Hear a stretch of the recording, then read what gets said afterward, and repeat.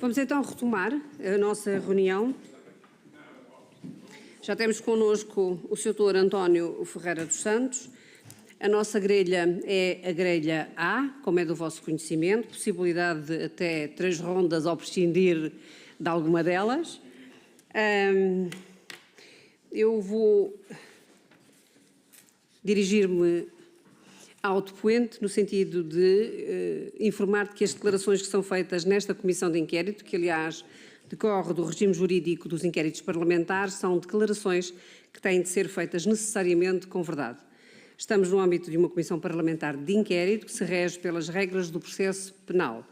Não há necessidade de prestar juramento, mas está obrigado a responder com verdade, sob pena de poder cometer crime de falso testemunho, ao abrigo do artigo 360 do Código Penal. Eu já sei que o Sr. não prescinde da sua intervenção inicial e, portanto, eu passo-lhe de imediato a palavra. Faz favor. Muito obrigado, Sra. Presidente. Muito boa tarde, Srs. Deputados, Sras. Deputadas.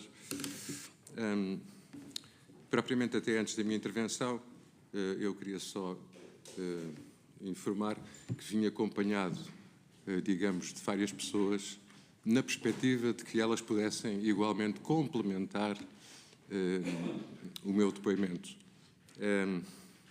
Não é a primeira comissão de inquérito onde estou, e das outras vezes foi assim. Não sendo, vou tentar responder o melhor possível às questões que me forem formuladas, deixando para posterior resposta algum pormenor, e vão perceber porquê, que poderá surgir. Se me permite, até para que fiquemos todos informados do mesmo, apesar de eu já ter dito na sala, de facto o depoente, que é o Sr. foi chamado a esta comissão e mais ninguém. Portanto, não sei o que é que se passou noutras comissões de inquérito e o enquadramento que foi feito, até admito que possam ter prestado declarações a outras pessoas, se o está a dizer será obviamente verdade, mas terá tido a aceitação prévia da Comissão e terá certamente feito parte de uma ordem de trabalhos onde essa aceitação constava. Portanto, o depoente é o único, é o Sr. Pode, no entanto, qualquer, através do Sr., todas as outras pessoas conhecedoras de elementos, fazer chegar a esta Comissão, obviamente que por escrito, toda a informação que considerem relevante e que venha acrescentar mais-valia às declarações que hoje aqui vai prestar. Portanto, neste momento então está certamente em condições de avançar. Faz favor. Muito obrigado, Sra. Presidente, pelo esclarecimento. Em representação da Inspeção-Geral de Finanças, Autoridade de Auditoria e enquanto Inspetor-Geral, agradeço esta oportunidade de prestar os esclarecimentos solicitados no âmbito desta Comissão de Inquérito. Esta minha intervenção incidirá sobre o enquadramento da atuação da IGF no Instituto Nacional de Emergência Médica, o objeto da nossa auditoria, as áreas analisadas, a metodologia adotada, as recomendações formuladas, as propostas aos decisores políticos e o ponto de situação sobre o processo de acompanhamento das recomendações que, entretanto, se encontram em curso. Destaco que o relatório da auditoria, já remetido a esta Comissão, contém informação mais detalhada e que aqui dou por integralmente reproduzida, encontrando-se publicada no nosso website a respectiva síntese de resultados. Importa sublinhar que a auditoria incidiu exclusivamente sobre a análise de factos, procedimentos e mecanismos de controle interno face ao quadro normativo vigente ao período auditado, não competindo à IGF, enquanto instituição de controle financeiro, pronunciar sobre modelos alternativos de organização, reestruturação ou redefinição da missão do Instituto. Sem prejuízo disso, os elementos apurados e as recomendações formuladas podem constituir contributos técnicos úteis para a reflexão política em curso, nomeadamente no que respeita ao reforço da boa governação, da definição clara de responsabilidades e da robustez dos mecanismos de controle interno, quaisquer que venham a ser as opções estruturais adotadas. Recordo que esta auditoria, que abrangeu o quadriênio 2021-24, enquadrou-se nas atribuições legalmente cometidas a esta autoridade de auditoria e teve origem no despacho do Ministro de Estado das Finanças e da Saúde de 24 de janeiro de 2025, que determinou a realização da mesma e vou citar, nos domínios organizacional, administrativo e financeiro, no que concerne à gestão e avaliação dos recursos humanos e da realização da despesa que concorram para o desenvolvimento da sua atividade. Nesse enquadramento, foi constituída uma equipa multidisciplinar de inspectores, valências jurídica, financeira e informática, os tais que me acompanham hoje aqui, tendo a auditoria da IGF incidido designadamente sobre as seguintes áreas.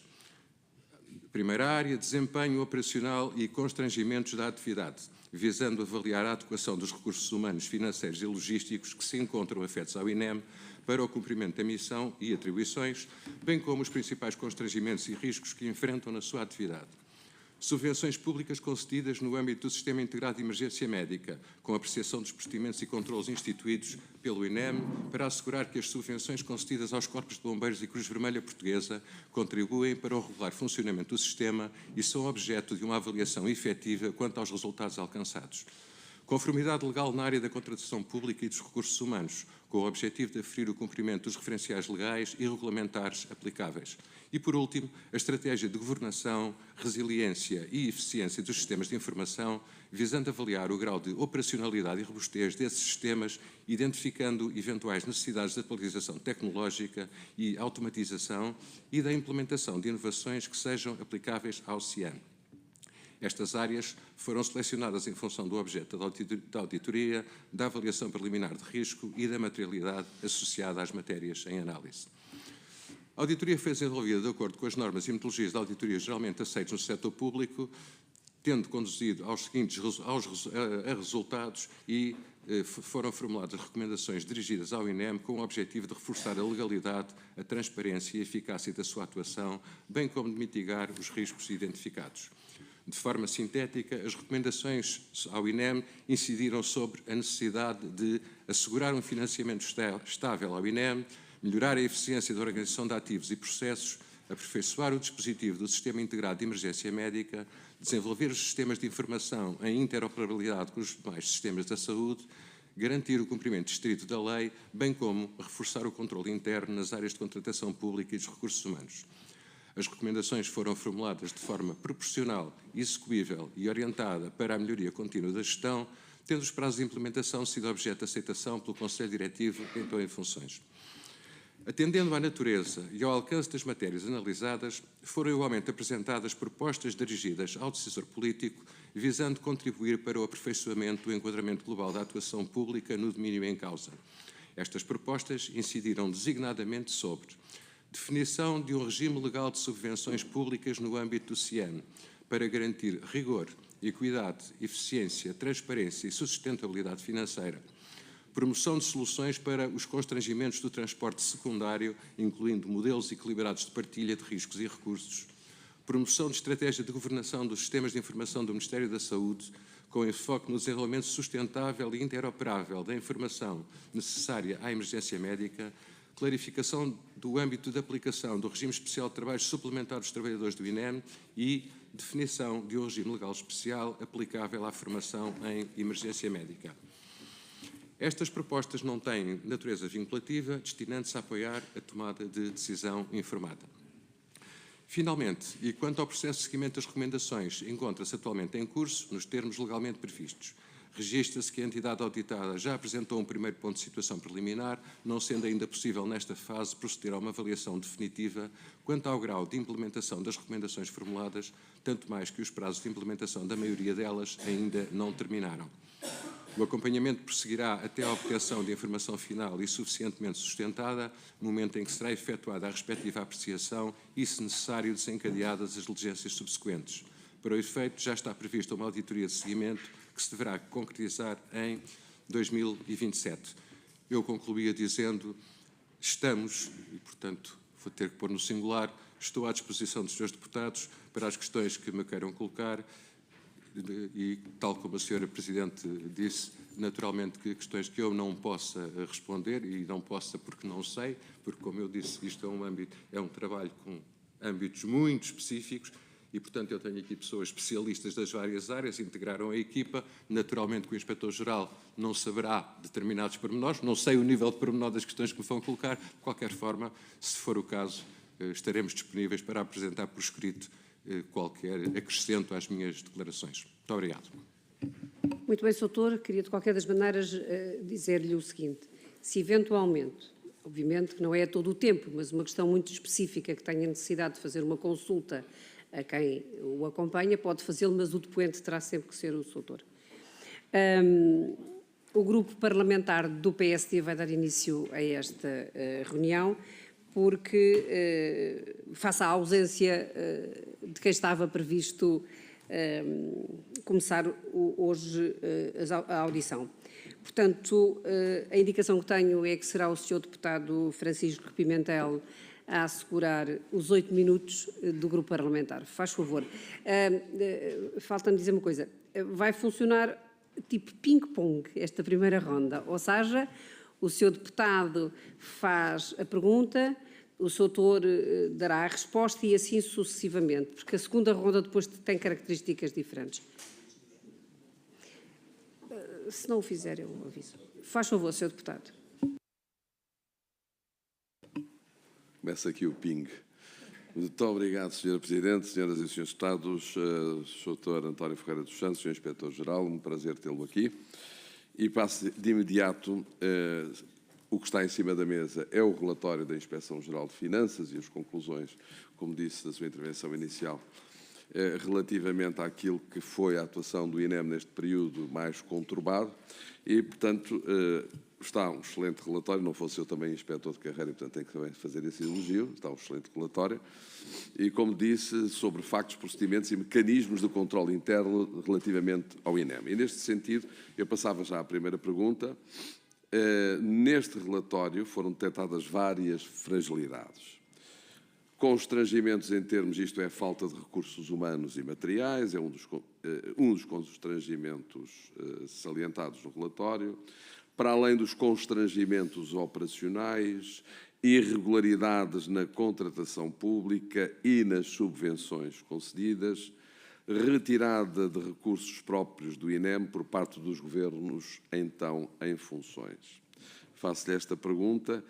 Que comentário, obviamente, na qualidade de inspetor e de responsável por este relatório, responsável último, obviamente, que comentários é que lhe merecem estas conclusões da auditoria relativamente a um serviço público tão fundamental para a salvaguarda da vida e saúde humana como o INEM? E como é que explica que tenha chegado a este ponto o funcionamento do INEM? Muito obrigado, Sr. Deputado.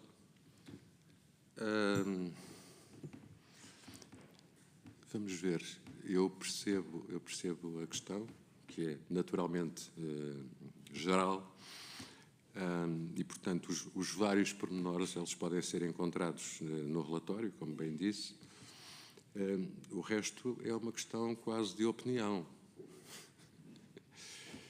E como os Srs. Deputados sabem, a IGF, e como eu tenho dito muitas vezes, e já o disse aqui na Assembleia, em várias comissões parlamentares, a IGF cumpre a lei. Não somos nós que fazemos os referenciais, não somos nós o legislador e, portanto, cumprimos a lei que temos que cumprir. E, portanto, essas constatações efetivamente são feitas e o relatório reproduz-las bem.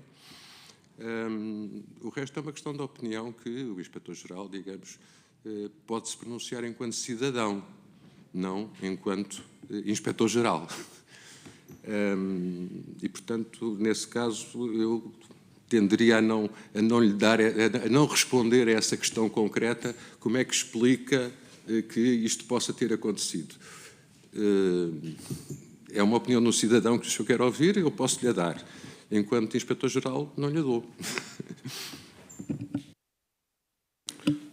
Muito obrigado, Sr. Inspetor-Geral. Não esperava outra resposta que não essa, uma vez que a inspeção tem por funções a verificação dos factos e a verificar se os factos estão conformes ou não conformes à lei e, portanto, a inspeção autotutela não deve, em princípio, não se deve intrometer em matérias de gestão. Mas, de qualquer maneira, corre o risco depois, porque a maior parte das perguntas que eu vou ter aqui é neste sentido, corre o risco de depois não emitir a opinião sobre coisa nenhuma, mas é só para lhe chamar a atenção sobre isso. Mas está no seu direito. A outra questão que nós temos aqui é que também que se constata, e está comprovado no relatório, que houve uma redução de cerca de 2,5% do total de efetivos do INEM, com o agravante dessa redução a ter uma especial incidência nos técnicos de emergência hospitalar, com menos 86 profissionais. E aqui vai a questão, outra vez, considera que esta redução da força de trabalho do INEM implicou ou teve implicações sobre a capacidade e a qualidade de resposta do INEM? Esta é um pouco mais objetiva, Sr. Inspetor-Geral. Para não correr o risco de não responder a nenhuma questão objetiva e, portanto, de enviar tudo para esclarecimentos posteriores escritos, eu diria que eu esta aí consigo responder. É natural que sim, que uma diminuição como esta que é retratada aqui no relatório tenha naturalmente repercussões no funcionamento da atividade do Instituto, como de qualquer outra casa.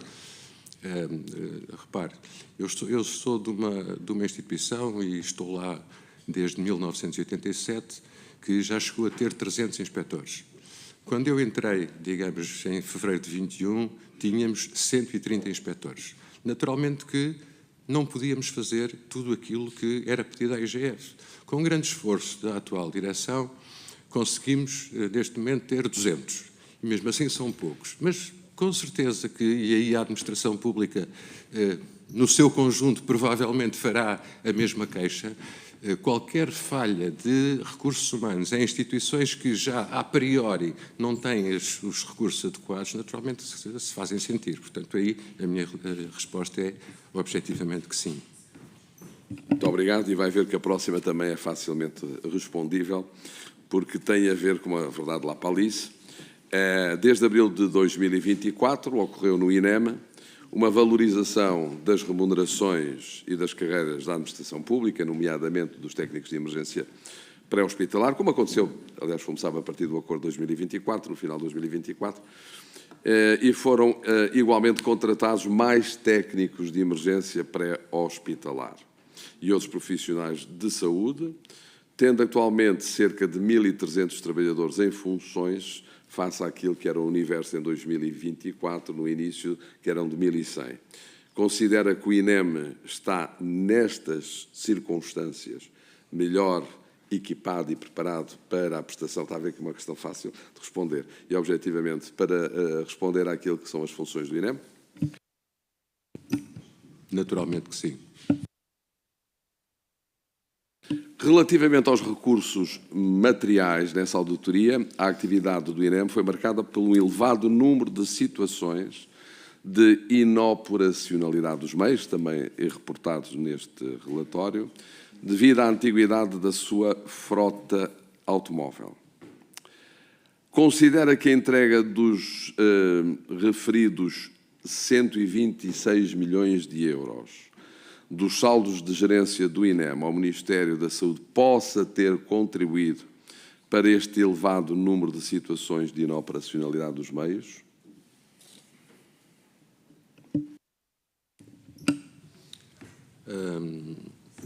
Tanto quanto sei, essa foi uma decisão que o INEM esteve sujeito. Posso admitir, e repare, isto não é uma opinião técnica, é um sentimento, posso admitir que esse valor poderia ter contribuído para não haver essa deterioração de meios e recursos utilizados. Posso admitir. No seguimento da pergunta anterior, e agora mais pela positiva, desde 2024 aumentou o número, a frota, de ambulâncias, nomeadamente do INEM, e está em curso a aquisição de mais 275 veículos de emergência médica. Esta também é quase que uma resposta lá para Alice. Considera que a emergência médica nacional está melhor ou pior que há 2 anos? O Sr. Deputado já deu a resposta, certo? Quanto ao desempenho operacional, a auditoria concluiu ter havido uma, e passo a citar, uma deterioração progressiva no período auditado, dos indicadores sobre chamadas perdidas e número de operadores no atendimento, resultado da falta de recursos. Em que governos se registou esta deterioração do desempenho operacional do INEM, se é que a sua memória chega aqui, e se pode ter tido impacto na situação do INEM no final de 2024? Desde 74. Não, desde 2024. Sem a ajuda do deputado Carlos Pereira, não sei se saberia responder.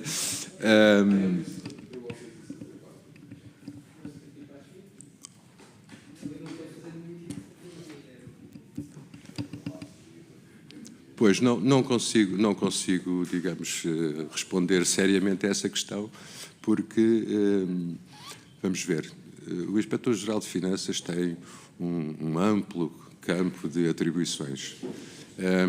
Aquilo que eu posso lembrar-me do INEM é aquilo de alguns episódios que, se calhar, um cidadão informado se lembrará.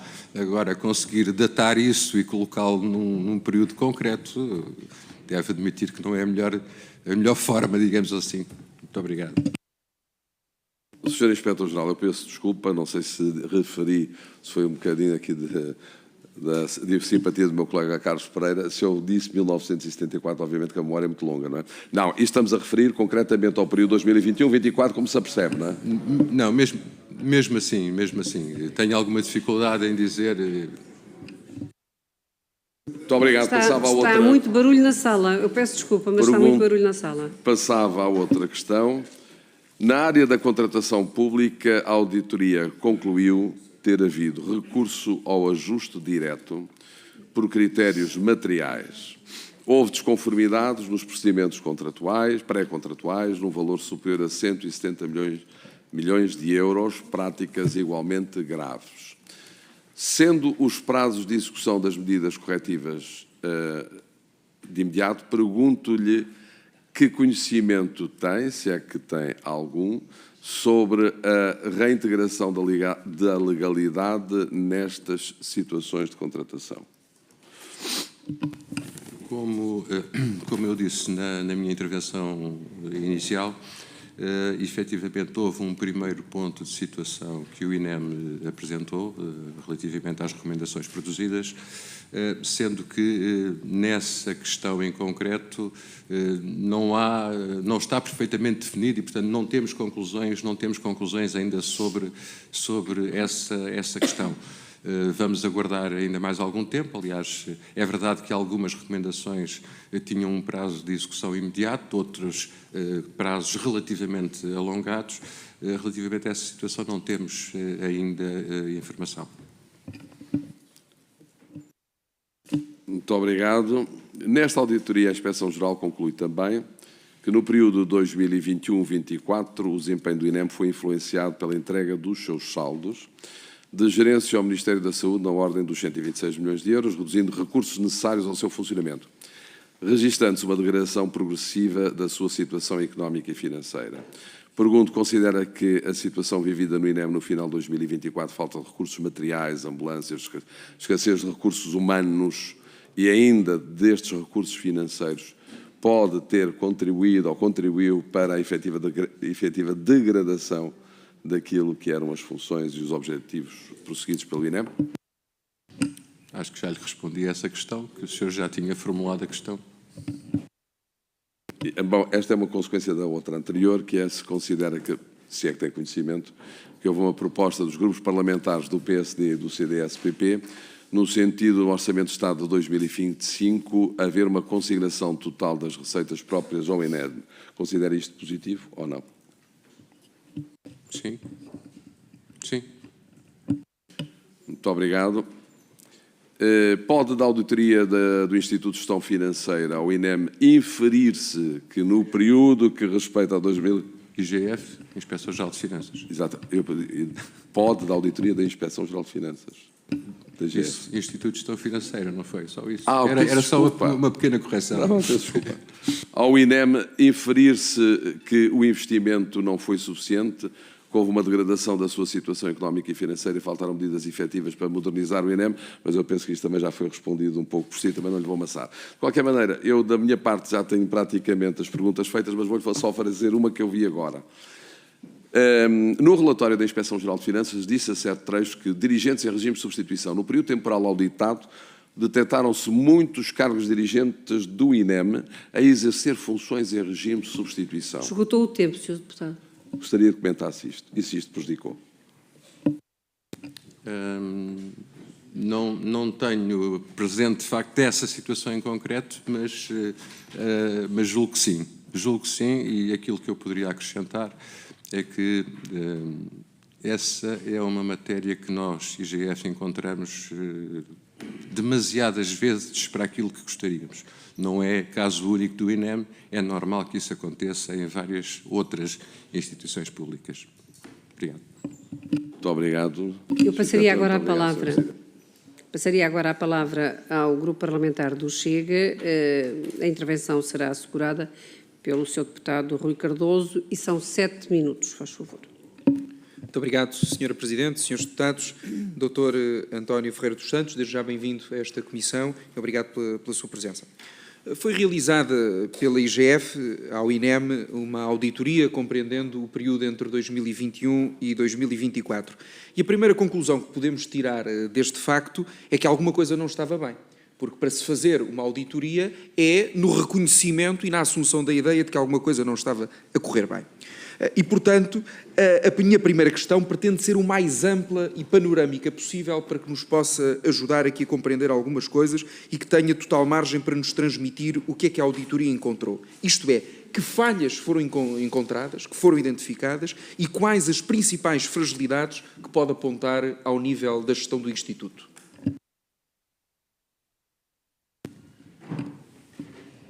Sra. Presidente, só o tempo que está ali é o tempo que eu estou a usar? Mas é meramente indicativo. Fica a saber que está a utilizar aquele tempo, mas não leva a sério o que eu lhe vou dizer. Podemos estar aqui até à meia-noite. Espero que não. O Sr. Deputado tem 7 minutos, mas o Sr. Doutor tem o tempo que necessitar, pedindo, obviamente, que tenha a sua capacidade de síntese bem ativa. Muito obrigado. Muito obrigado. Sr. Deputado, a sua primeira constatação poderá não ser totalmente verdade. O facto de se fazer uma auditoria não significa necessariamente que as coisas possam estar mal. Nós propomos no nosso plano de atividades diversas auditorias, evidentemente baseadas em determinados critérios, mas não, à partida, não quer dizer que as coisas estejam mal. Isto é uma à parte, naturalmente. Neste caso, a auditoria foi, como eu disse também na minha intervenção inicial, pedida pelo Sr. Ministro das Finanças e pela Sra. Ministra da Saúde. Portanto, naturalmente, preocupados com alguma coisa. Segunda parte da questão. Ampla liberdade para comentar o que é que estava mal e o que é que encontramos de mal. O Sr. Deputado vai-me desculpar, mas eu vou-me refugiar no relatório da IGF, que é suficientemente explícito às questões que encontramos e que, na nossa perspectiva, estavam mal e que, portanto, sugerimos algumas correções. Sr. Doutor, eu peço-lhe que verbalize as principais falhas e os principais problemas que encontrou e que vêm descritos no relatório, porque senão ficávamos pela leitura do relatório e não fazia sentido esta audiência.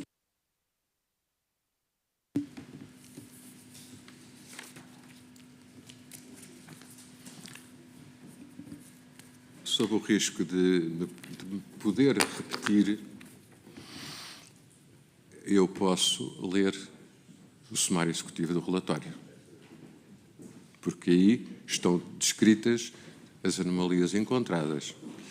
E, com certeza, que eu agora aqui não teria capacidade de elencar ou de selecionar aqui um conjunto de anomalias, sob pena de estar a esquecer outras que também seriam importantes. Portanto, se há essa insistência relativamente a ultrapassar o que o relatório diz, isto é, voltar a dizer aquilo que o relatório diz, eu vou pegar e vou dizer quais são as primeiras conclusões, sob pena de corrermos o risco de estarmos aqui até à meia-noite, como o Sr. Presidente dizia.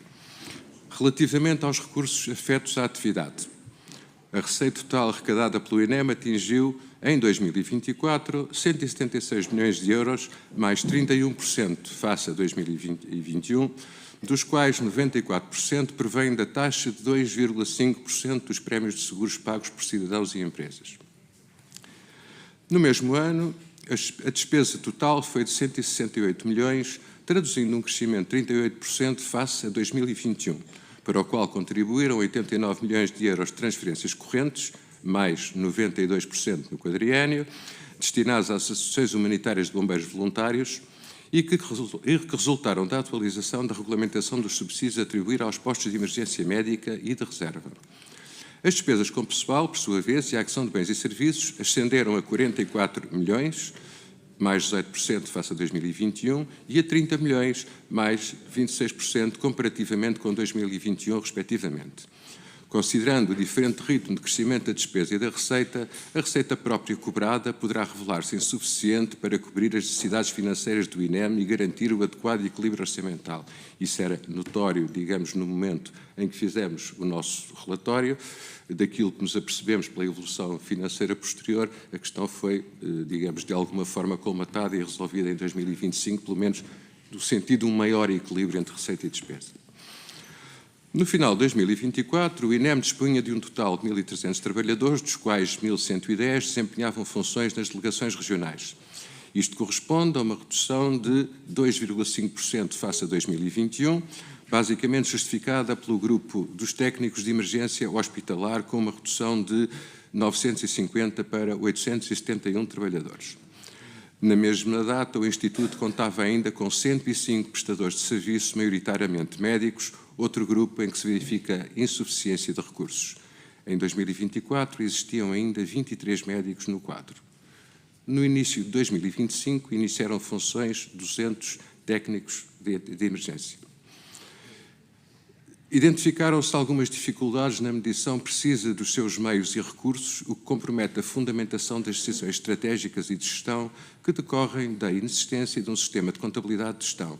O INEM indicou que irá implementar este sistema. Em 2024, o Instituto dispunha de uma frota de 714 meios de emergência médica, sendo que a sua atividade foi marcada no quadriênio pelo elevado número de situações de inoperacionalidade dos meios, 27.219, correspondendo a mais de 200 mil dias de inoperacionalidade, devido sobretudo à antiguidade da sua frota automóvel.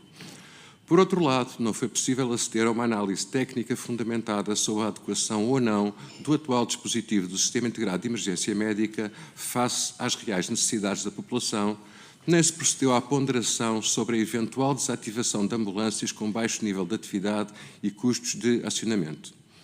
O modelo adotado na aquisição de meios, no período, revelou-se desajustado, considerando as especificidades da atividade do INEM. Não existe, à data, um plano estratégico específico para as instalações devidamente aprovado. No período analisado, o controle dos bens móveis evidenciou algumas insuficiências, designadamente a ausência de inventariação da totalidade dos bens, bem como de controles eficazes da sua movimentação. Srs. Deputados, ao Sr. Deputado, este sumário executivo tem 8 páginas. Eu estou na segunda. Estamos todos a perder tempo a ler aquilo que está escrito no relatório? É a pergunta que eu faço, se me permite. Sr. Doutor, eu não lhe pedi para me identificar todas. Eu pedi-lhe para me identificar as principais. Eu não lhe pedi que lesse. O senhor tomou essa iniciativa. E, portanto, eu reitero a pergunta que fiz. Quais são as principais dificuldades, os principais falhas que a inspeção apontou? É porque em Portugal nós geramos um fenómeno que é as inspeções gerais atuam depois de acontecer qualquer coisa, não respondem bem nada, as recomendações que emitem, não tendo um caráter vinculativo, depois não são implementadas muitas das vezes. Quer dizer, e as pessoas acham que as pessoas lá em casa que nos acompanham acham que nós estamos todos a brincar com isto. Quer dizer, isto é uma coisa muito séria e, portanto, eu fiz-lhe uma pergunta concreta e peço-lhe encarecidamente que me responda quais são as principais falhas que encontrou. Por favor. Algumas dessas falhas, eu tentarei responder, Sr. Deputado, correndo o risco, como disse há pouco, de poder falhar alguma, digamos, Temos falhas a nível dos recursos humanos, essas são evidentes e estas foi as que eu, entretanto, fui lendo. Temos claramente falhas ao nível dos recursos materiais, nomeadamente das ambulâncias e dos equipamentos, digamos, de apoio ao Instituto. Temos deficiências de controle interno, claramente. Temos deficiências ao nível da contratação pública, e já foram aqui também apresentados alguns elementos. Temos falhas, no fundo, daquilo que é uma organização pensada para a frente, digamos assim. Admito que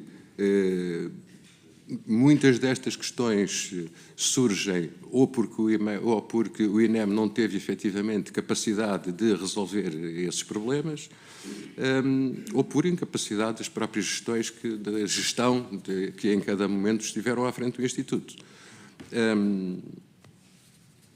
Depois estou a entrar em pormenores. Se as subvenções que deram aos bombeiros e à Cruz Vermelha para, no fundo, estabelecer o resto do sistema de emergência, se foram bem dadas, se foram mal dadas, isto é depois uma questão particular que podemos encontrar, que aliás é uma situação que há alguns anos vimos acompanhando.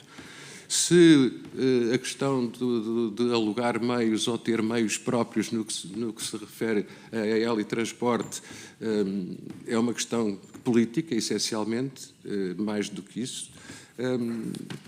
Eu resumiria assim os grandes problemas, certo? Mas, como vê, não adiantamos muito relativamente às perguntas que foram quase que me obrigadas a eu responder que sim do anterior deputado, certo? Obrigado. Muito obrigado. Nesta sua intervenção respondeu exatamente àquilo que eu queria, que era a identificação destes problemas globais que agora vamos pormenorizar. Era simples, não custou muito. Um dos aspectos que a mim me fez mais impressão ao ler o relatório foi o facto de terem descoberto mais de 75 mil documentos por validar. E a primeira questão que eu coloco, não só como deputado, mas sobretudo como cidadão que olha para estes factos, é como é que um Instituto Público do Estado acumula um número tão elevado de documentos por validar? Como é que isto é possível? E por responsabilidade de quem? Estamos a falar de responsabilidades ao nível da gestão, ao nível da administração, ao nível das lideranças intermédias? Isto acontece por falta de recursos humanos, de más decisões políticas? Ajude-nos a perceber um pouco melhor isto.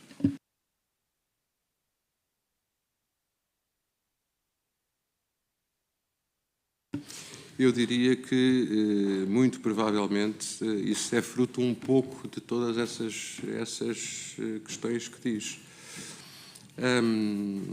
Vão-me permitir que eu compare um pouco a casa que eu conheço bem, que é a minha.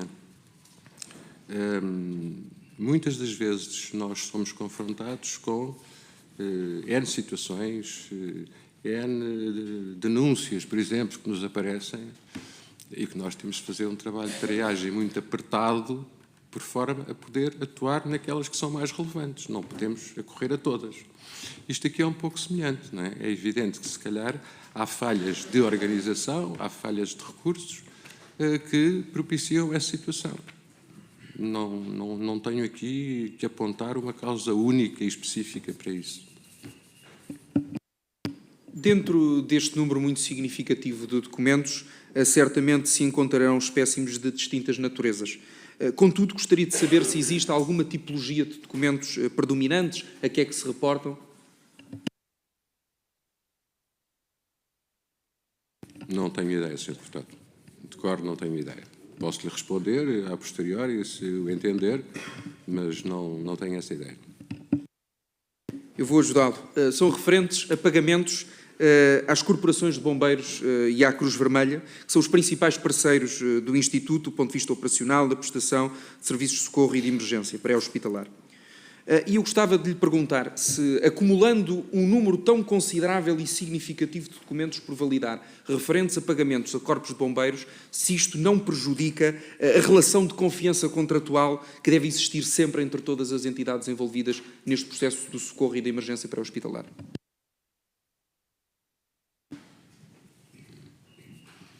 De uma forma seca, objetiva, sim, naturalmente que pode prejudicar. Mas, se calhar, há razões também objetivas para... A ver, uma coisa é o atraso, certo? Na validação. Outra coisa é a disponibilidade a posteriori de resolver o problema, não é? Ou seja, de pagar. E, portanto, não...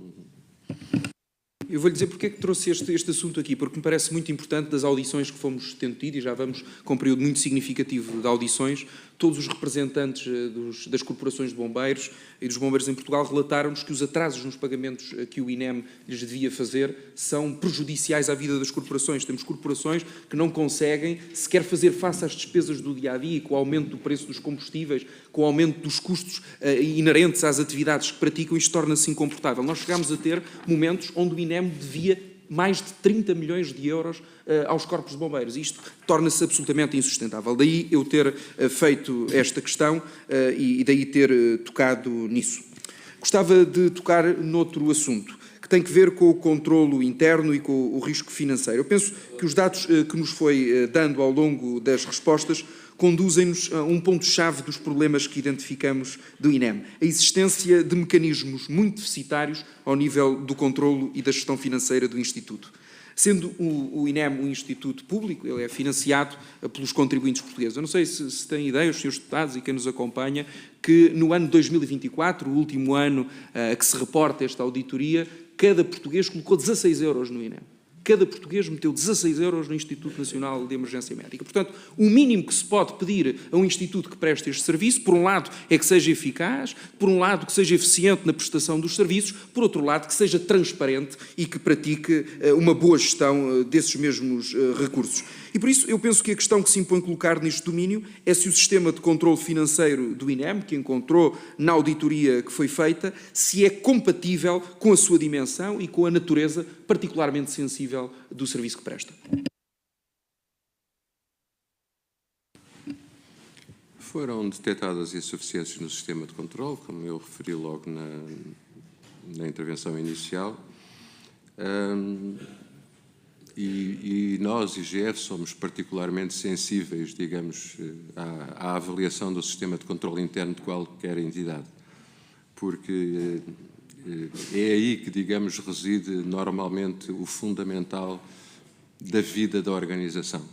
Uma casa que não tem um bom sistema de controle dificilmente consegue controlar bem a sua atividade e, no fundo, desempenhar bem a sua missão. Constatámos, de facto, deficiências a esse nível que poderão, de alguma forma, condicionar o seu funcionamento. Isso é básico. Gostava de tocar noutro dos aspectos, foi objeto também da audição aqui em várias das audições que tivemos nesta Comissão de Inquérito, que tem que ver com as falhas na avaliação e no controle do pagamento das horas extraordinárias, nomeadamente quando ouvimos os técnicos de emergência pré-hospitalar que, pela sua escassez para assegurar os serviços do CODU, tiveram que recorrer e tiveram que prestar muitas horas extraordinárias. Gostava de o questionar, por isso tem conhecimento de irregularidades ou de fragilidades no sistema de avaliação e pagamento de horas extra, por um lado, e, por outro lado, perceber também se o sistema de controle existente no INEM permite verificar efetivamente se as horas extraordinárias pagas correspondem ou não a serviço efetivamente prestado. Julgo que o relatório faz essa constatação. Constata efetivamente a existência de muito trabalho suplementar, naturalmente que decorre de escassez de recursos. Isto, digamos, é um binómio que nos aparece muitas vezes, e fragilidades no tratamento dessas mesmas horas. Tendo em conta que o funcionamento do INEM depende, de facto, em grande medida, de trabalho extraordinário, atendendo que são milhares e milhares de horas extraordinárias que os funcionários prestam para que o serviço de emergência se mantenha, era importante perceber se a IGF considera sustentável o atual modelo de gestão de recursos humanos do Instituto.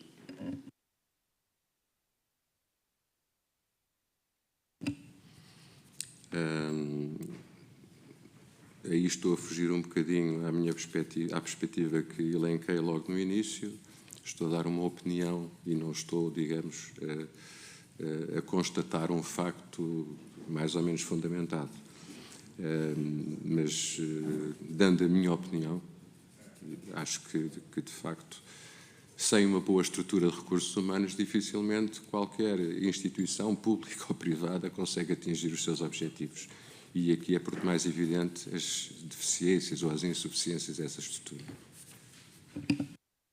Gostava, para terminar esta primeira ronda, de focar noutro tema que tem que ver com os helicópteros na emergência médica. Na página 70 do relatório, podemos ler que existem insuficiências no controle da execução do contrato de locação de meios aéreos e depois diz, nomeadamente, na ausência de mecanismos automáticos de registro e controlo de horas de voo dos helicópteros de emergência médica.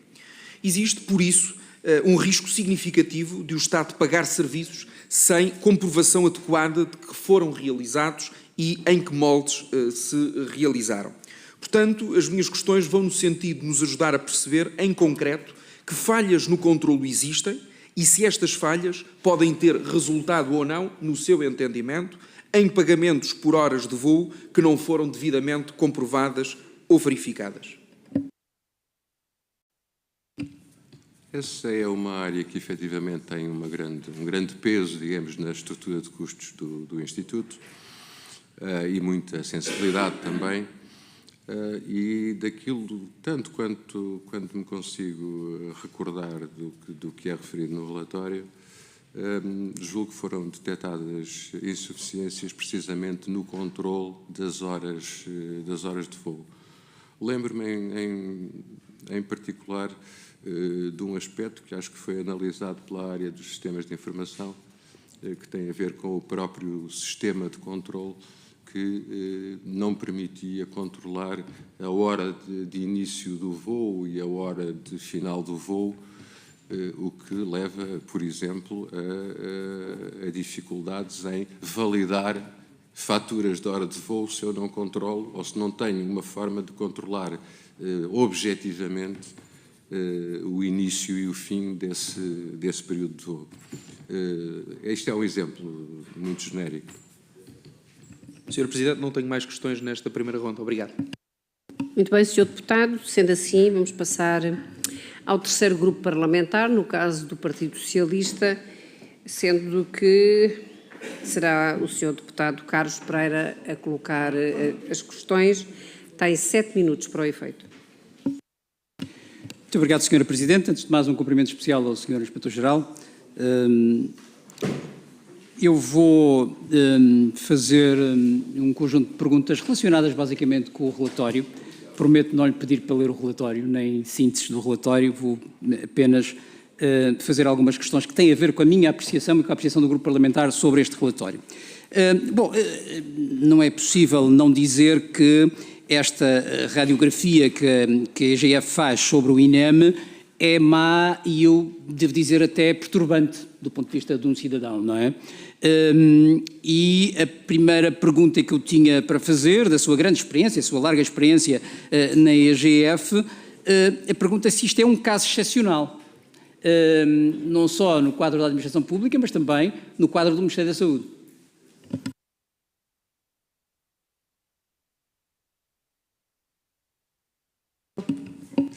Obrigado.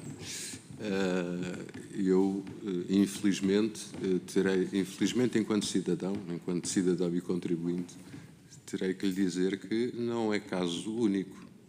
Nós sabemos que na administração existem algumas instituições de relevo que deveriam ter uma situação bem melhor do que aquela que têm. E, portanto, não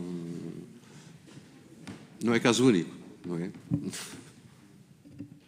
No caso do quadro do Ministério da Saúde, conseguem identificar alguma? Especificamente, vamos lá ver,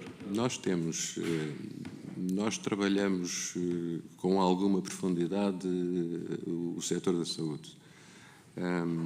E, de facto, temos vindo a detectar algumas situações que merecem toda a atenção. Torna-se difícil eu aqui ponderar se esta está melhor ou está pior, se esta está tão mal ou tão menos mal. Mas há, efetivamente, alguns aspectos de organização que isso o próprio cidadão vê, quer dizer, quando vamos a algumas instituições da área da saúde e percebemos as condições que existem, as condições materiais que existem, as condições depois de atendimento. Esta é a opinião do cidadão mais do que do Inspetor-Geral de Finanças. Ou seja, podemos dizer que não é um caso excepcional, ou muito excepcional, digamos assim, no quadro do próprio Ministério da Saúde. Não é um caso muito excepcional. Senhor Deputado, só um segundo, por favor. Por diversas vezes, durante a reunião, foi aqui referido, quer por deputados, quer pelo Sr. Inspetor-Geral, que a opinião enquanto cidadão. Nós não deixamos, ninguém deixa de ser cidadão. Nesta comissão de inquérito, quem fala são os deputados e o Sr. Inspetor-Geral. Portanto, até para fazer aproveitamento das declarações, das perguntas e das declarações que são feitas. O relator terá que ouvir o Inspetor-Geral e o seu deputado, e não na qualidade de cidadãos, porque nós, exclusivamente na qualidade de cidadãos, porque não é nessa qualidade que aqui estamos. Muito obrigada.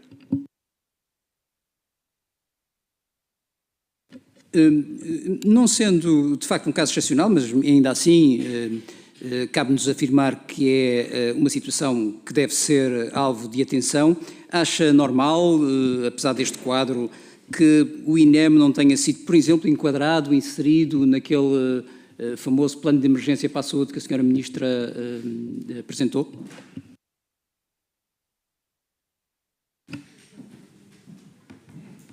Não tenho uma opinião sobre isso. Se fosse Ministro da Saúde, se conhecesse esta situação, o que faria? Agora aprecia-me, de alguma forma, de referir à interpelação de há pouco da Sra. Presidente. Sou Inspetor-Geral das Finanças, não sou Ministro da Saúde. Mas vou responder. Eventualmente, sim, consideraria. Acho que é uma área fundamental, digamos, da prestação de cuidados de saúde também é esta.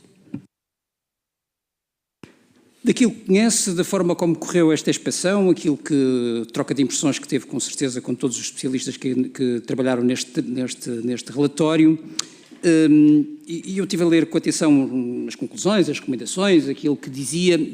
A pergunta é muito importante porque tem a ver com o futuro do próprio INEM, que é, se considera razoável a entidade que foi estudada, o estado débil em que se encontrava, aceitar ou ter a consciência se ela tem a capacidade para acomodar e implementar dezenas e dezenas de recomendações. Sr. Deputado, aquilo que eu lhe posso referir é que o Conselho Diretivo do INEM aceitou as recomendações e o prazo é agora bastante alargado que lhe demos para resolver algumas. Sabemos que as recomendações que fizemos, algumas eram de resolução imediata, outras dilatadas no tempo, bastante dilatadas no tempo, e foram aceitos na generalidade. Admito que com a consciência do seu cumprimento, acho eu. Sim, já vamos lá às recomendações de forma específica, mas eu ainda queria continuar neste ponto, porque olhando para a totalidade das recomendações e olhando para o período em que a IGF propôs a concretização dessas recomendações, eu diria que o INEM, neste dia hoje, estava quase reformulado.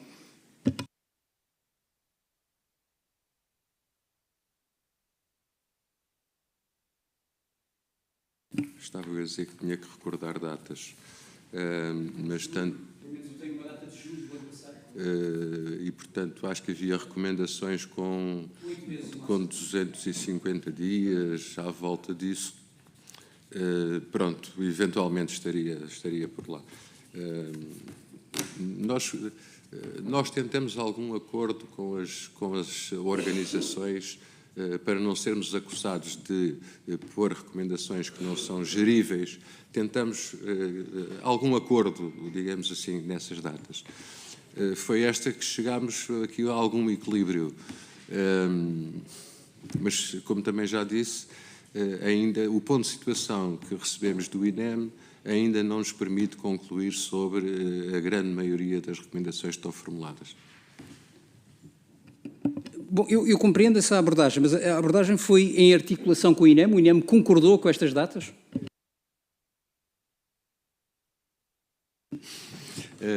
Sim, efetivamente, essa é a nossa forma de atuar naturalmente. Quando apresentamos as recomendações, tentamos negociar, na medida do possível, um prazo para o seu cumprimento. Não dizemos isto é para fazer já, ou é para fazer em 6 meses. Tentamos algum acordo, digamos, com a entidade e elas foram aceitas. Isso significaria que, por exemplo, muitas das recomendações, não são muitas, mas são pelo menos umas 5 recomendações, julgo eu, que deviam de estar, segundo a auditoria da IGF, deviam de ser implementadas imediatamente. Essas 5 recomendações, que eu tenho aqui, teria que ler também, já estariam implementadas e, pelo que eu vi, não me parece que estejam. Como disse, neste momento também não tenho aqui presente o ponto de situação que foi feito. Sei que a maior parte delas não estará implementada, não lhe consigo precisar se a recomendação A ou B já está implementada.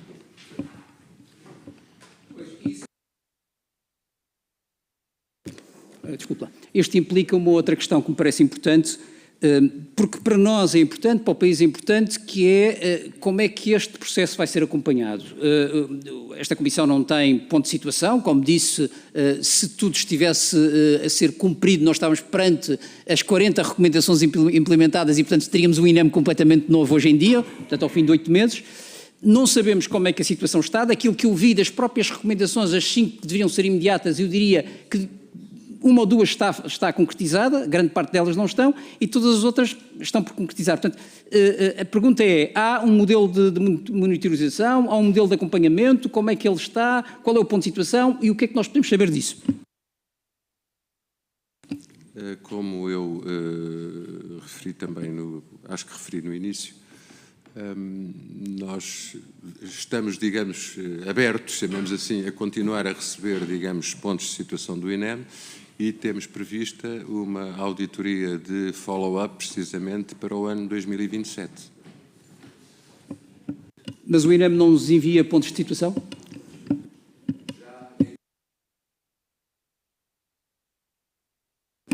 Já enviou um ponto de situação, eventualmente poderá enviar outro, mas neste momento temos um único ponto de situação.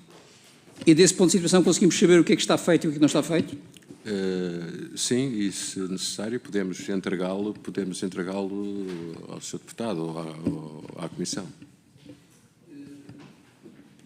Mas consegue, por exemplo, dizer uma percentagem? 30% realizado, 20% realizado, 10%, 5%? Qual é o ponto de situação neste momento? Consegue ter essa ideia? Sei que há muitas recomendações ainda não atingidas, não tenho essa noção, não faço essa graduação. Obrigado, Sr. Inspetor. Continuando ainda no tema mais geral, eu queria que ouvisse isto que eu vou ler. Durante vários anos não houve investimento nem interesse em modernizar o INEM. Foi isto que disse a Ministra da Saúde na sequência deste relatório. O Sr. Inspetor concorda com isso?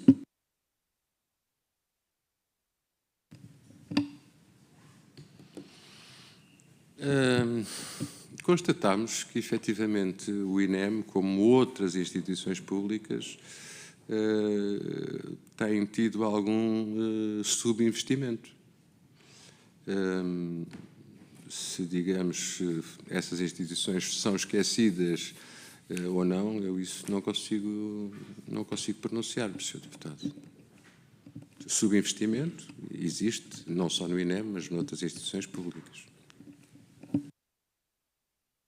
Tem apreciado um aceleramento do investimento agora no último ano?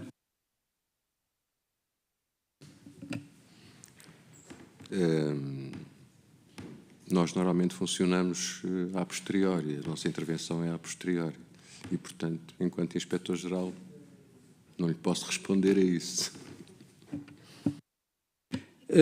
Continuando na questão da componente operacional, financeira do INEM, eu queria entrar num tema que foi aqui também já referido, mas queria me deter sobre esse tema, porque esse tema é um tema importante, tem vindo muitas vezes aqui à Comissão e ele é relevante, tem a ver com os saldos de gerência.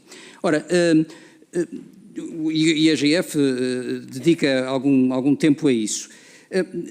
A questão que se coloca é se houve, do ponto de vista da EGF, a obrigação do INEM em transferir saldos de gerência.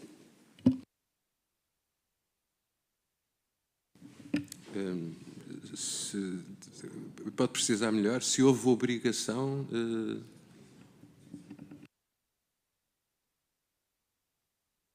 Ao tempo, faz favor.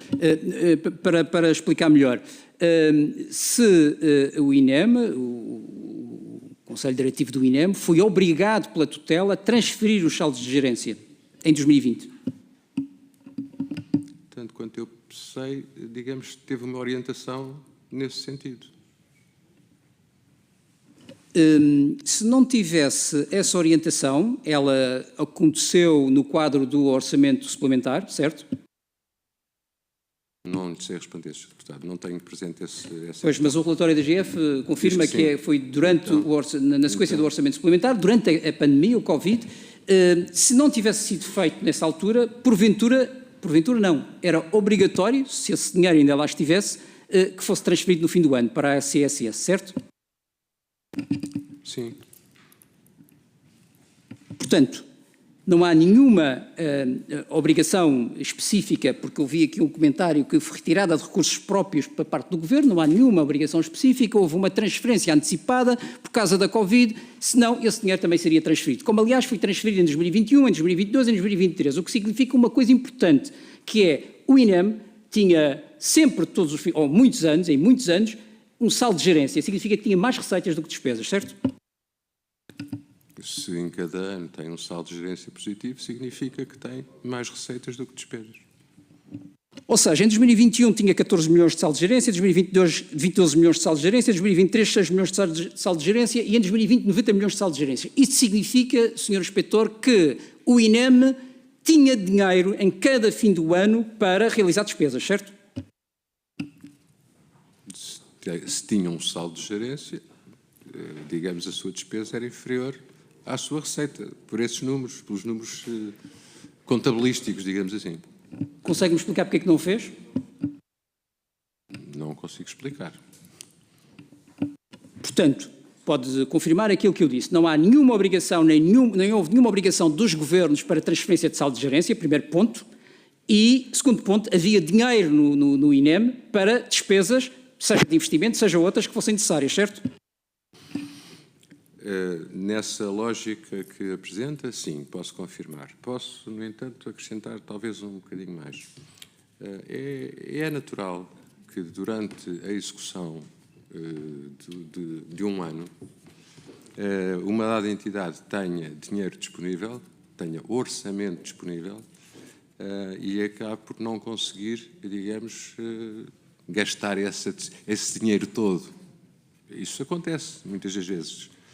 Porque há ao longo do ano determinadas questões, cativações ou alterações orçamentais ou N situações que inviabilizam que eu posso ter um orçamento disponível e não o consigo utilizar, mesmo que tenha grande urgência em realizar determinada despesa, acabo por não conseguir. Portanto, isto só para... a afirmação que o INEM tinha dinheiro, poderia ter dinheiro, leia-se o orçamento, não sei que condições objetivas é que teve ao longo dos anos de executar na íntegra 100% do seu orçamento. Isso eu já não consigo dizer. Mas, ó, Sr. Inspetor, isso é verdade se acontecer um ano. Se acontece em 2020, 2021, 2022, 2023, continua a haver saldo de gerência e não gastou. Sim, no fundo, aí há uma acumulação, digamos, dessa situação, admito que sim. Ou seja, permita-me dizer algo que, a ver se concorda, uma ex-governante que esteve na Comissão de Saúde e que exerceu funções entre 2020 e 2022 disse que nunca teve nenhuma sinalização da parte do INEM de necessidades de meio de orçamento, de meios orçamentais com dotação superior, ou seja, mais orçamento. Não consigo confirmar, não tenho forma de confirmar. O que eu quero que o Sr. Inspetor diga é se, ou responda, senhores deputados, responda, se puder dizer melhor ainda, o que eu gostaria que dissesse era, tendo em conta que há saldo de gerência em 2020, foi transferido por causa das questões de pandemia, são perfeitamente compreensíveis. Terminou o tempo. Eu termino já. Há em 2021, há em 2022, há em 2023, não há sinalização para a tutela de que há necessidades de orçamento. Há, porventura, uma falha de análise e diagnóstico na concretização do investimento que devia ser feito. Tem que certo? terminar. Terminei já, sim. Eu fui interrompido, Sr. Presidente. Muito bem. Face a esses números que o Sr. Deputado apresenta,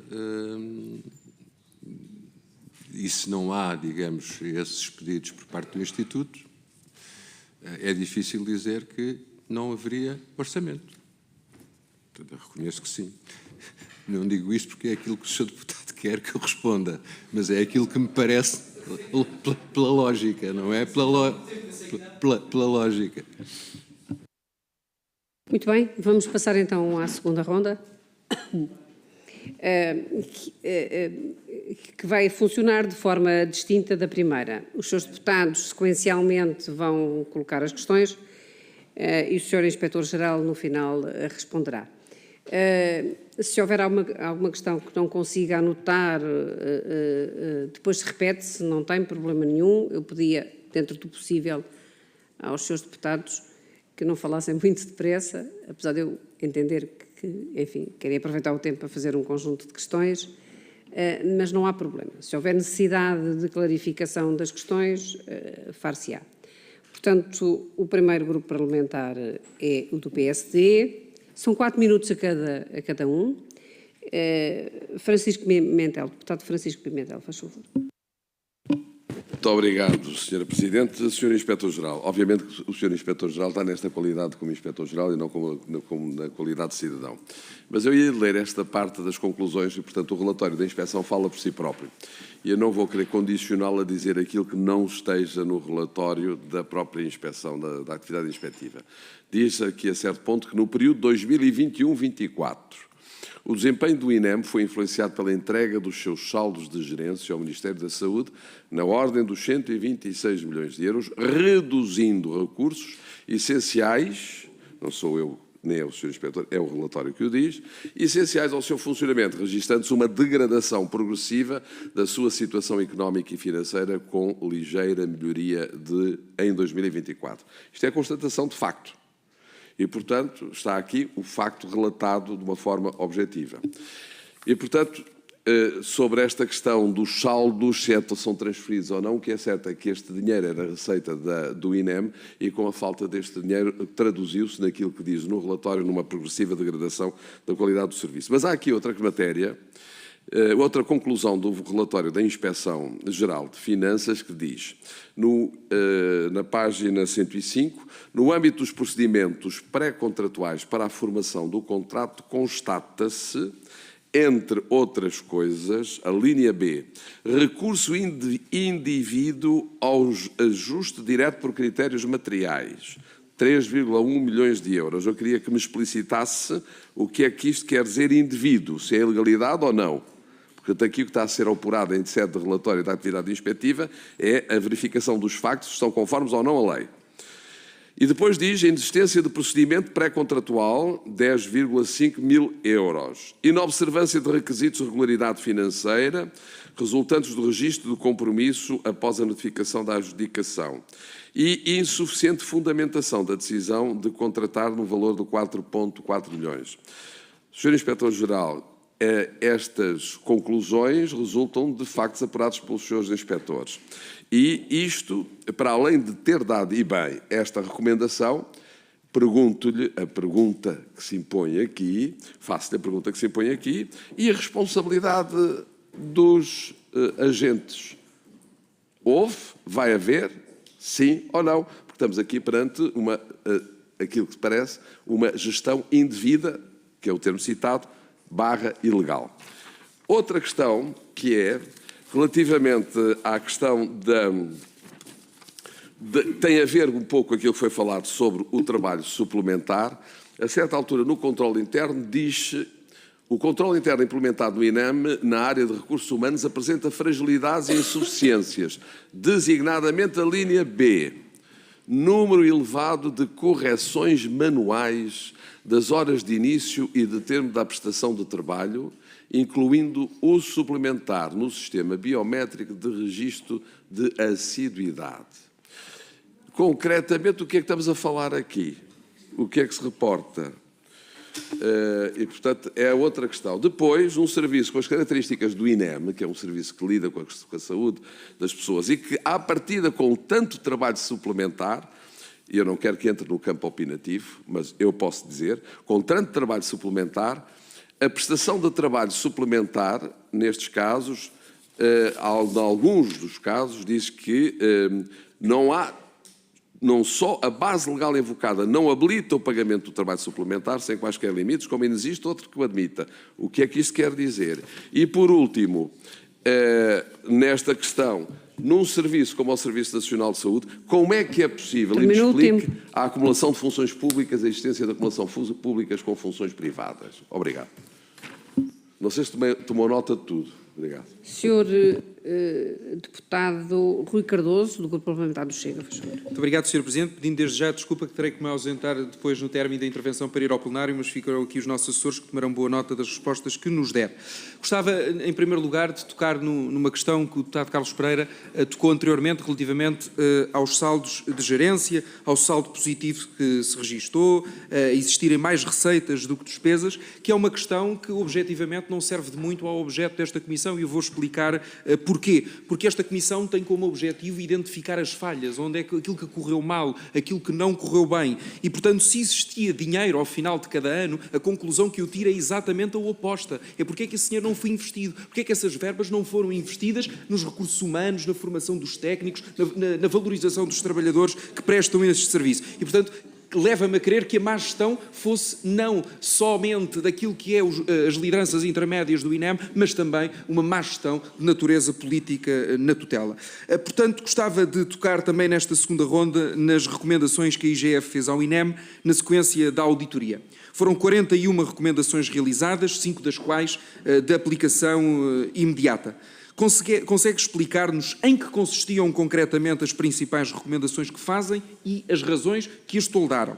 No fundo, que nos ajuda a perceber quais as razões que, no fundo, sustentam as recomendações de caráter imediato que fazem. O relatório da auditoria fala também em falta de transparência, em deficiente prestação de contas. Enfim, diante desta opacidade, diante destas falhas de comunicação e também de interoperabilidade, diante de tudo isto, eu penso que nós, ao chegarmos a esta segunda ronda desta audição, podemos considerar que temos uma realidade praticamente chocante na gestão e na administração do Instituto Público, financiado pelos cofres do Estado português. E que tem, e terminava com este comentário e esta questão, de ser apuradas responsabilidades, de modo a podermos acautelar e corrigir de futuro na tão falada refundação do INEM, que aliás o Governo considerou alicerçar com base nas recomendações deste relatório, a perceber que medidas estão implementadas. É certo, o Sr. Inspetor, na intervenção inicial que faz, disse-nos que o filme ainda não estava completo, ainda não tinham uma avaliação definitiva das recomendações que estão feitas, mas se nos é possível adiantar-nos qual é que é o estado da arte neste momento, acho que também era importante. Sabemos também, já foi aqui citado, a ausência de investimento, a ausência de interesse, nem vontade, convenhamos, de modernizar o INEM, afinando para aquela que é a sua verdadeira e efetiva vocação, que é ser a entidade que coordena a orientação de doentes urgentes, que regula e financia a rede e que regula também a operação dos meios de emergência terrestres e aéreos. É nesse sentido que as minhas últimas questões nesta audição vão caminhar. Percebermos se considera inevitável que o atual modelo de governação do INEM necessita urgentemente de ser reformulado para evitar a repetição destas falhas de gestão. E, por outro lado, percebermos, e concluo mesmo com esta ideia, de que, e mais do que uma ideia, é um comentário, de que não haverá nenhuma reforma a sério no Instituto sem coragem política para garantir transparência e respeito pelo dinheiro dos contribuintes, sem uma efetiva e verdadeira valorização e formação dos técnicos de emergência pré-hospitalar e dos trabalhadores que ali prestam o seu serviço e, sobretudo, cumprindo os acordos e os contratos estabelecidos com os parceiros, nomeadamente com os bombeiros e com a Cruz Vermelha, que não podem viver com a corda ao pescoço, sempre à espera que o INEM pague aquilo que deve. São estas, no fundo, as pedras angulares daquilo que nós queremos para esta reformulação, para esta refundação do INEM, que tem que passar da letra à ação, à concretização, à operacionalização. Muito obrigado. Muito obrigado, Sr. Deputado. Para concluir a volta pelos grupos parlamentares, dou a palavra ao Sr. Deputado Carlos Pereira, do Grupo Parlamentar do Partido Socialista. Muito obrigado. 4 minutos. Muito obrigado, Sr. Presidente. Sr. Inspetor-Geral, eu vou voltar aos saldos de gerência porque eles vêm todas as audições a esta comissão e eu acho que é preciso, está na altura de haver uma clarificação objetiva sobre esta matéria.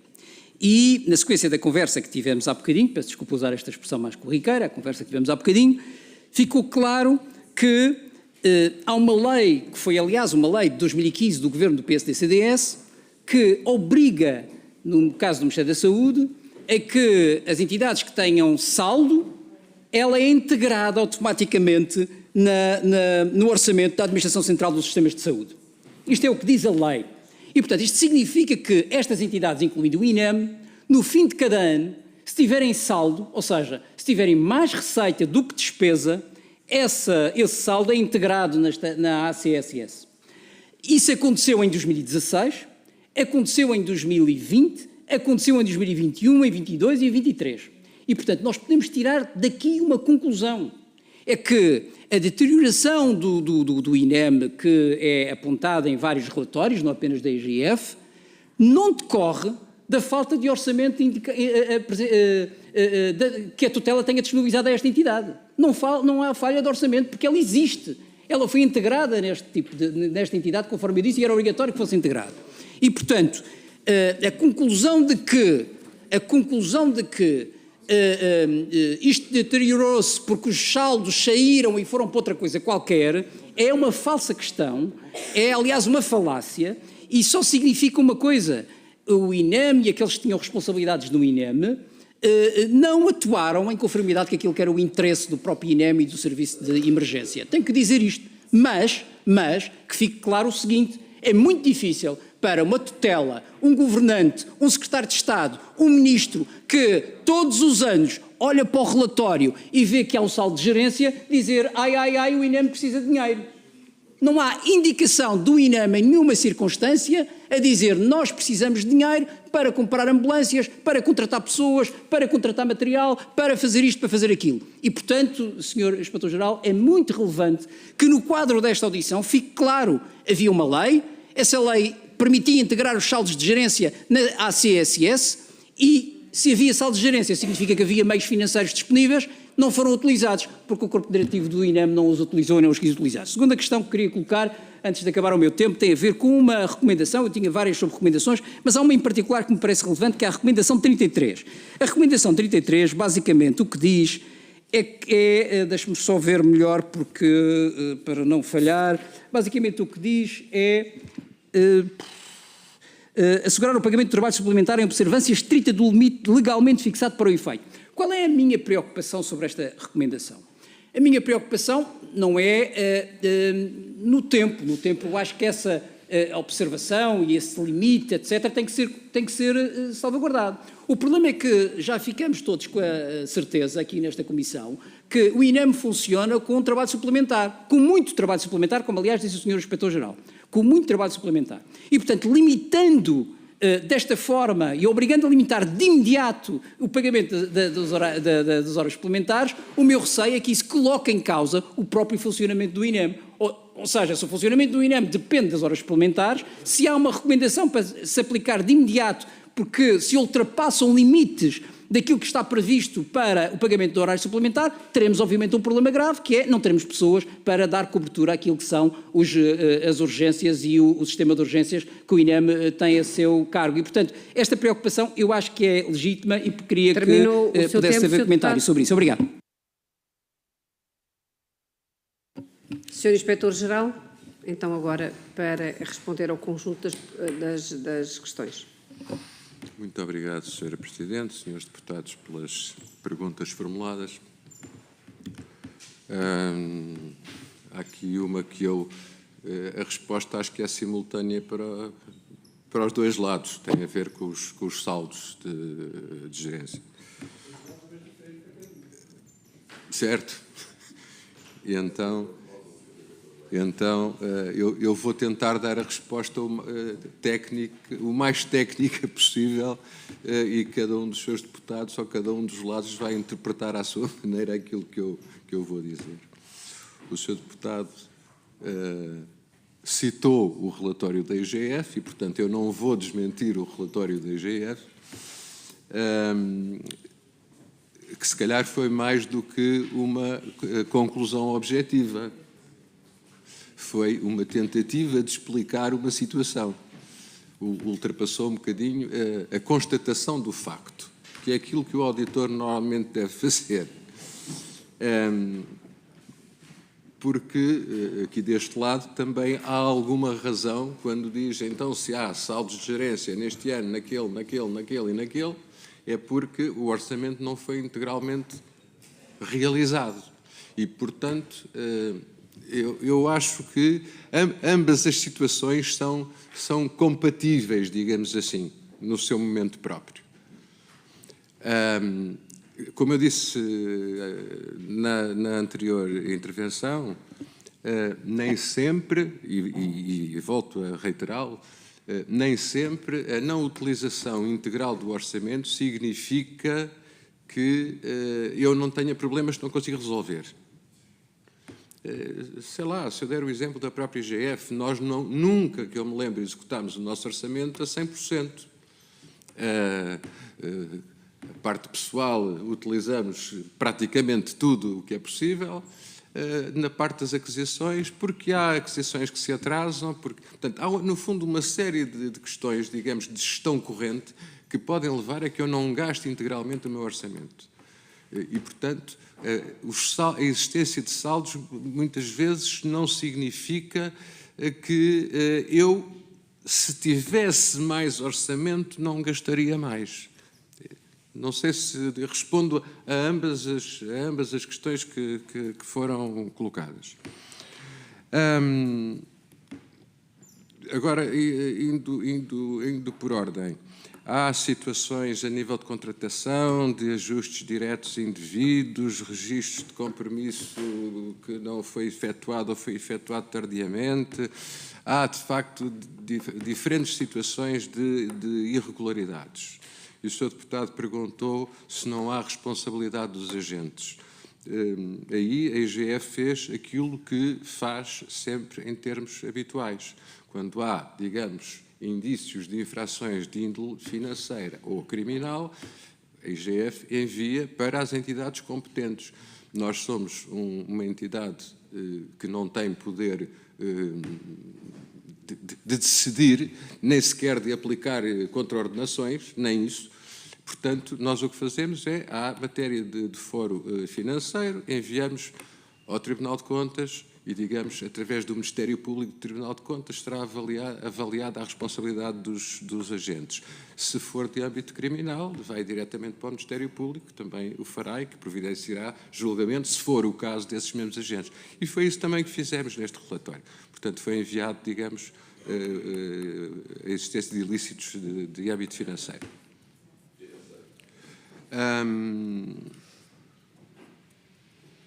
Acumulação de funções públicas, tomei aqui nota, era a necessidade de autorização, possibilidade de acumulação de funções públicas entre privado e público, era essa a questão.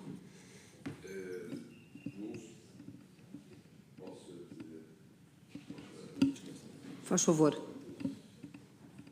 A questão é, no relatório, há cerca de 26 trabalhadores em situação de acumulação de funções públicas com privadas. Do ponto de vista, tendo em conta a natureza do serviço, o objeto do serviço, num serviço que tem falta de pessoal com recursos humanos limitados, que tem que recorrer às horas extraordinárias, como é que se justifica que existam 26 trabalhadores em acumulação pública e privada?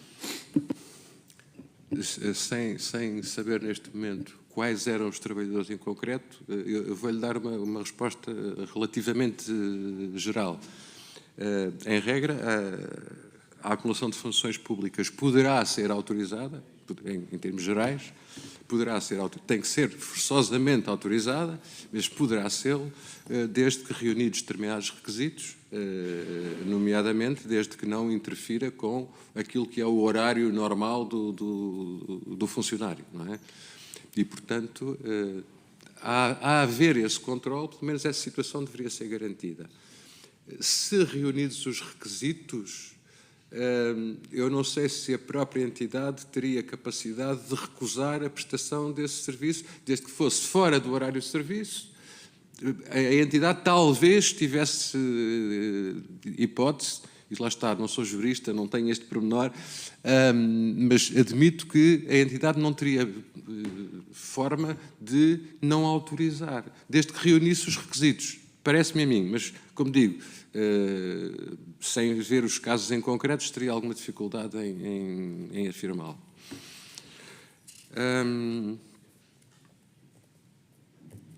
Relativamente às questões do Chega, do Partido Chega, eu tenho aqui algumas dificuldades, necessidade de modificação do modelo de governação, a questão da valorização dos trabalhadores e o cumprimento das obrigações. A questão do modelo de governação, eu diria que provavelmente tiveram aqui a senhora magistrada, que é responsável pelo grupo de trabalho, que está precisamente a trabalhar isso, melhor do que eu, poderá falar desse modelo de governação. Não vou pronunciar sobre o mesmo.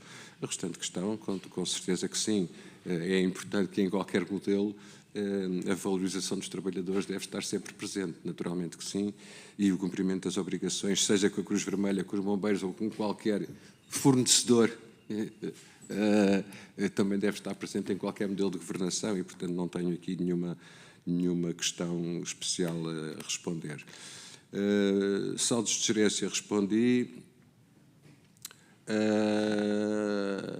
Trabalho extra, a preocupação sobre a recomendação 33, se o cumprimento imediato da recomendação 33, que era imediatamente trabalho extra no limite legal, se isso poderia ser um problema imediato para o Instituto. Eu admito que possa não ser muito bom para o funcionamento do Instituto, mas a IGF não poderia recomendar, naturalmente, outra coisa que não fosse, digamos, cumprimento integral da lei, o que é o caso. Provavelmente o Instituto disse que sim. Provavelmente. Senhor Deputado, faz favor. Uma interpelação à mesa do andamento dos trabalhos, só para solicitar à Sra. Presidente que assegure o envio por parte do Sr. Inspetor-Geral daquele documento de monitorização do processo da aplicação das recomendações. Muito obrigado. Sr. Inspetor-Geral, se faz favor, tem até 10 dias para fazer-nos chegar a documentação agora referida. Muito obrigada. Julgo que não há inscrições para a terceira ronda. Há uma inscrição do PSD, não sei se o grupo, só estão 2 grupos parlamentares na sala, pergunto se o grupo parlamentar do PS também se inscreve. Inscrevem-se os 2, portanto, são 2 minutos. São 2 minutos e depois é no mesmo registro desta segunda ronda. Peço desculpa? Não, é seguir a ordem que estava. Temos que seguir a ordem, não. Não há aqui preferências. Muito obrigado, Sr. Presidente. Eu vou ser rápido. Não, mas era a solidariedade insular. Portanto, Sr. Inspetor-Geral, muito obrigado pelo seu depoimento, mas era só aqui uma outra questão que fiquei satisfeito com a sua resposta, que obviamente calculava que iria responder, porque perante as conclusões aqui do C29, recurso indevido ao ajuste direto por critérios materiais, 3,1 milhões, portanto ficamos a saber que este relatório foi enviado ao Tribunal de Contas para efeitos de responsabilização ou de eventual responsabilização financeira, porque estas situações aqui configuram-se situações que, à partida, de violação de lei. E, portanto, quando estamos perante situações de violação de lei, pode dar responsabilidade administrativa e financeira de quem era o titular na altura do cargo de Presidente do INEM. Sabe quem era o Presidente do INEM nesta altura? Era esta a pergunta que queria fazer. Portanto, e segundo, também aqui, que é outra matéria, espero que tenha sido remetida também, o número elevado de correções manuais das horas, isto é que não me respondeu, de início e de termo da prestação de trabalho, incluindo o suplementar, no sistema biométrico. Aquilo que deduzo deste parágrafo é que, para além do sistema biométrico, ou na insuficiência do sistema biométrico, as pessoas faziam correções manuais das horas de entrada e de saída. E, portanto, isto pode também configurar aquela situação perante um serviço que trabalha com um número excepcional de trabalho suplementar de horas extraordinárias. Torna a dizer como é que é possível, do ponto de vista legal, uma vez que a Inspeção-Geral de Finanças tem essa competência da legalidade e não da apreciação de gestão, como é que do ponto de vista legal explica isto e como é que do ponto de vista legal é admissível e como é que isto não dá responsabilidade também administrativa e financeira. E nesta questão, como as outras que estão aqui, é a mesma pergunta. Quem é que era o responsável pelo INEM, quem era o Presidente do INEM e porque é que estas situações, mais do que ao futuro, esperemos que venham a ser corrigidas rapidamente, imediatamente, como diz o Sr. Deputado Carlos Pereira, mas porque é que estas situações não foram Concluiu o seu tempo, calculadas? Sr. Obrigado. Deputado. Sr. Deputado Carlos Pereira, faz favor. 2 minutos. Eu tinha basicamente 2 perguntas. A primeira tem a ver com algo que a senhora a Ministra da Saúde solicitou, que foi criou uma comissão técnica independente para, julgo que, refundar o INEM. E a senhora juíza conselheira Leonor Furtado esteve cá nesta comissão e referiu que baseou-se sobretudo na inspeção da IGF, nomeadamente neste relatório, para poder desenhar aquilo que era a possível refundação do INEM.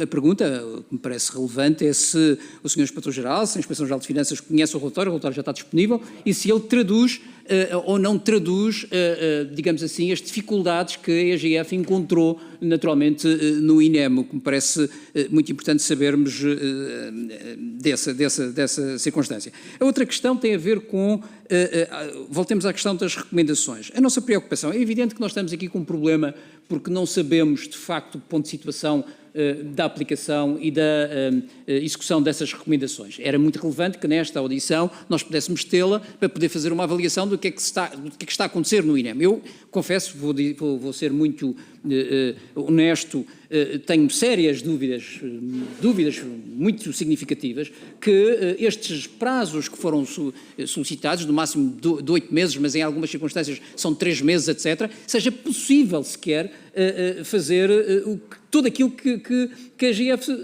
solicitou. Eu não estou a pôr em causa as recomendações, acho que elas são todas válidas, naturalmente. Agora, não me parece que haja sequer capacidade no INEM para o fazer. Eu vou dar um exemplo. A recomendação 16, 18, 19 19 e 17 têm a ver com matérias tecnológicas, que implicam um plano estratégico, que implica o diagnóstico da situação, a avaliação daquilo que são os meios tecnológicos, uma estratégia sobre aquilo que quer o INEM para, do ponto de vista de cooperação internacional, poder fazer. A pergunta é como fazer isto? Como fazer isto com os meios que o INEM tem? Concluiu o seu Como tempo, fazer isto Sr. sem Deputado. contratar alguém? É impossível que isto possa Sr. Deputado, acontecer. concluiu o Portanto, seu é esta tempo. a preocupação que gostaria de ter o seu comentário. Muito obrigado. Sr. Inspetor-Geral, faz favor. Muito obrigado, Sra. Presidente. Sr. Deputado, eu não sei o nome do Sr. Presidente do INEM. Eu conheci o Presidente no início desta auditoria, mas não sei o nome. A questão que coloca relativamente se as correções manuais que eram referidas, a existência de múltiplas correções manuais, acho que era esse o termo, poderá haver, e confesso que não sei exatamente se isso aconteceu, mas poderia haver aqui, eventualmente, uma questão até quase de índole criminal, não é? Mais até do que financeiro. Mas, francamente, não consigo qualificar essa situação. Sendo assim, é porque eventualmente teremos entendido que isto era uma recomendação no sentido vamos evitar este tipo de situações, muito mais do que propriamente querer aqui imputar a responsabilidade a A ou a B. A questão ainda das comunicações de eventuais infrações financeiras. Não estaria em causa apenas o dirigente máximo do Instituto, mas, eventualmente, outras pessoas que estivessem envolvidas no caso em concreto.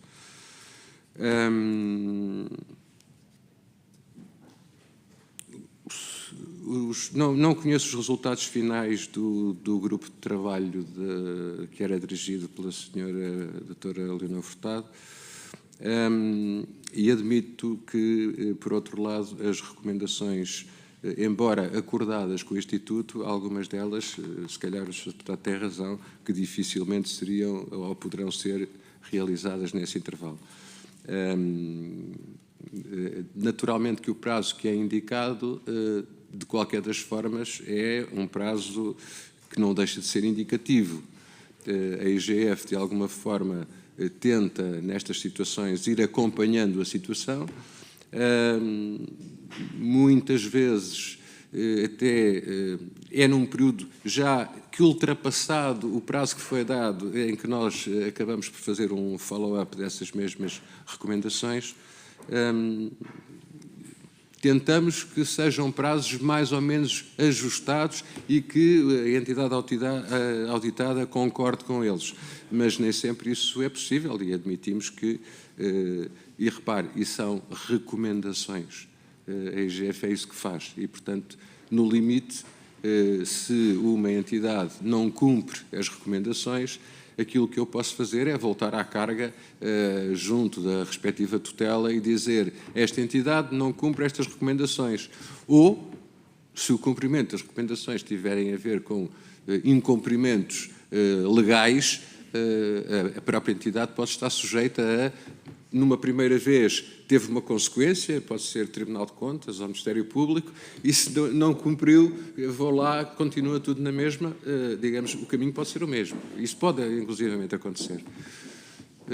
No essencial, acho que respondi às questões, se mais não fiz, foi pelas condições próprias que me deram, Sra. Presidente. Sr. Deputado, para... Interpelação à mesa. Faz favor. Muito rapidinha e curta. Só porque não se recorda do nome do presidente do INEM, era Luís Meira, o presidente do INEM. E como estamos aqui perante uma situação de eventual responsabilidade financeira e eventual responsabilidade administrativa, convinha que, porque era ele, efetivamente, quem exercia funções durante esse período da auditoria. Muito obrigado. Posso? Isto não é uma interpelação à mesa que acabou de ser feito. Foi feita uma pergunta e quem fez a pergunta deu agora a resposta num diálogo consigo e não com a mesa. Obviamente que eu não vou obstar a que o Sr. Inspetor-Geral use da palavra, mas a figura que foi utilizada está incorreta. Faz favor.